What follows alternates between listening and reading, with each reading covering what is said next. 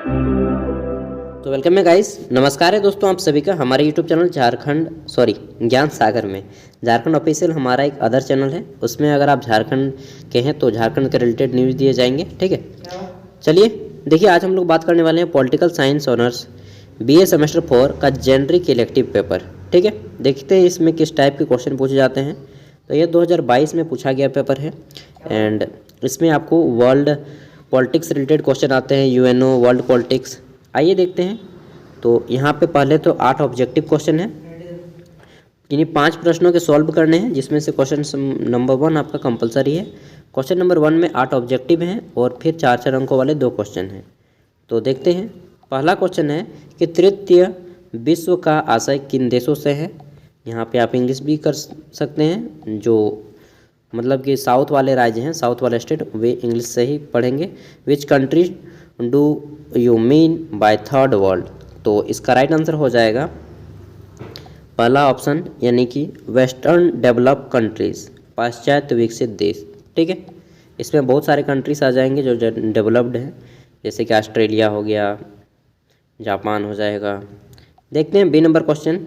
तो इसमें है पूछा गया कि which politician created the first international organisation to maintain world peace, यानी कि किस राजनेता ने विश्व शांति को बनाए रखने हेतु पहले अंतर्राष्ट्रीय संगठन का निर्माण किया। तो इसका राइट आंसर हो जाएगा वुड्रो विल्सन। ऑप्शन बी इसका राइट आंसर होगा, ऑप्शन नंबर 2 वुड्रो विल्सन। ठीक है, आगे देखते हैं क्वेश्चन नंबर 3। तो इसमें पूछा गया है which element can be considered as ये जो बुक का नाम है क्या है, hindrance in making many third world countries powerful, यानी कि कौन सा तत्व तीसरी दुनिया के अनेक देशों को शक्तिशाली बनाने में बाधक माना जाता है। तो किसी भी देश का जो शक्तिशाली माना जाता है, सबसे मेन चीज़ है यार अर्थव्यवस्था। ठीक है, वीक इकोनॉमी। देखिए सिंपली सोचिए ना, आपके पास ही जब ज़्यादा पैसा होता है ना, पैकेट में, अकाउंट में, बैंक बैलेंस हो जाता है, तो आप खुद अंदर से फील करते हैं कि हाँ यार मैं शक्तिशाली हूँ। ठीक है, तो सबसे ज़्यादा मायने रखता है आपका इकोनॉमी, चाहे कोई देश हो चाहे पर्सनल व्यक्ति हो। डी नंबर है कि who said that international politics like all politics is a struggle for power, यानी कि एक बुक है, यह किसने कहा कि सभी प्रकार की राजनीति की तरह अंतर्राष्ट्रीय राजनीति शक्ति के लिए संघर्ष है।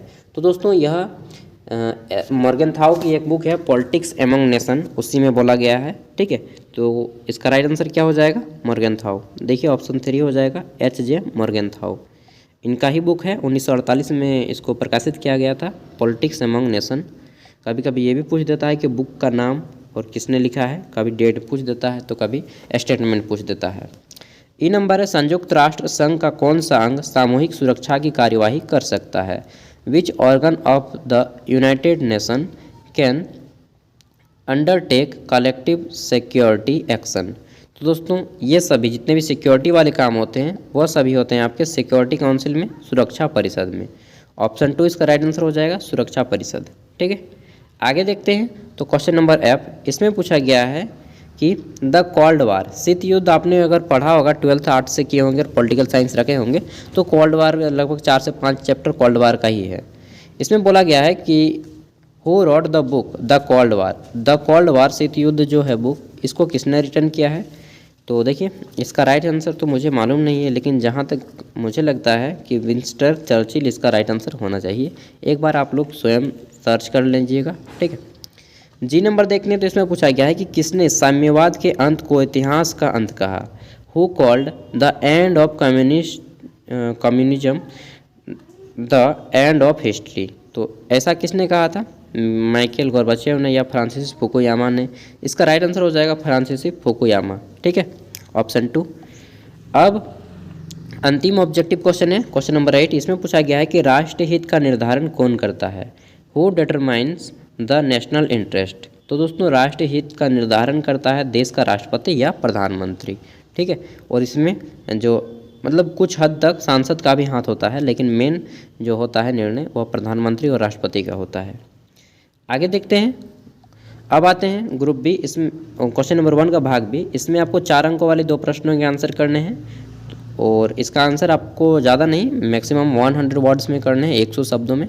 तो पहला है कि संयुक्त राष्ट्र के प्रमुख अंगों का संक्षिप्त वर्णन करें। Describe the main organ of the United nation. संयुक्त राष्ट्र के प्रमुख 6 अंग हैं, बता दीजिए। सुरक्षा परिषद, न्यास परिषद, न्यायालय, सचिवालय, ठीक है। उसके बाद जितने भी अंग हैं उन सबको बताना है। आर्थिक और सामाजिक परिषद, टोटल अंगों को बताना है। बी नंबर है आदर्शवादी सिद्धांत बताइए। आइडियलिस्टिक थ्योरी क्या होता है। सी नंबर में है आपको केवल 4 में से केवल 2 ही बनाने हैं। अंतर्राष्ट्रीय न्यायालय के अधिकार क्षेत्र का विवेचन कीजिए। Discuss the jurisdiction of the international court of justice, और यह आपका नीदरलैंड का एक शहर है द हेग, वहाँ पे स्थित है, ठीक है, अंतर्राष्ट्रीय न्यायालय।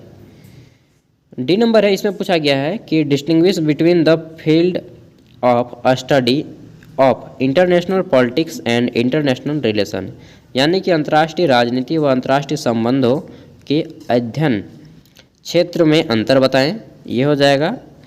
उसके बाद अब सभी आपके जो क्वेश्चन आएंगे वो सभी आते हैं 16 मार्क्स के, एंड इसका आंसर करना होगा लगभग आपको 400 शब्दों में, और 16 अंक वाले किन्हीं 4 ही प्रश्नों के आंसर करने हैं। आपको यहाँ पे क्वेश्चन नंबर 9 तक मिल जाएगा ऑप्शन, जो भी अच्छे से मालूम हो आंसर वही कीजिएगा, ठीक है। तो पहला है कि अंतर्राष्ट्रीय राजनीति के अर्थ व क्षेत्र की विवेचन कीजिए। इंग्लिश में है discuss the meaning and scope of international politics. आगे देखते हैं। ये क्वेश्चन जो है 2 नंबर वाला क्वेश्चन, ये हर बार रहता है।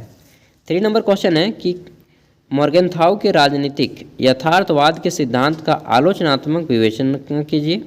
इंग्लिश में है कि critically discuss Morgenthau's theory of political realism. And question number 4 देखते हैं। तो इसमें पूछा गया है कि critically review the concept of power in international politics, यानी कि हिंदी में हो जाएगा अंतर्राष्ट्रीय राजनीति में सत्ता की अवधारणा की आलोचनात्मक समीक्षा कीजिए। नेक्स्ट है क्वेश्चन नंबर 5। तो इसमें पूछा गया है कि शक्ति संतुलन की परिभाषा कीजिए तथा इसे बनाए रखने के उपकरण को बताएं। Define balance of power and state the tools to maintain it, ठीक है। शक्ति संतुलन की परिभाषा देना है और इसे बनाए रखने के कौन कौन से उपकरण हैं वो बताने हैं।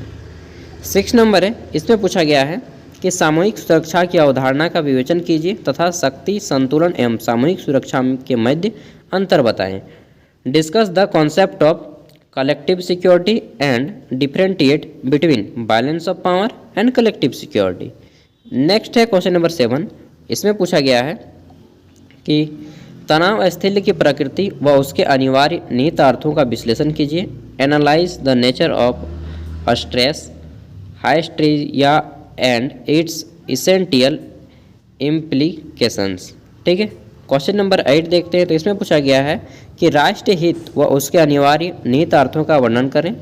इंग्लिश में है कि describe the national interest and its essential implication. तो ये था आपका क्वेश्चन पेपर, ठीक है।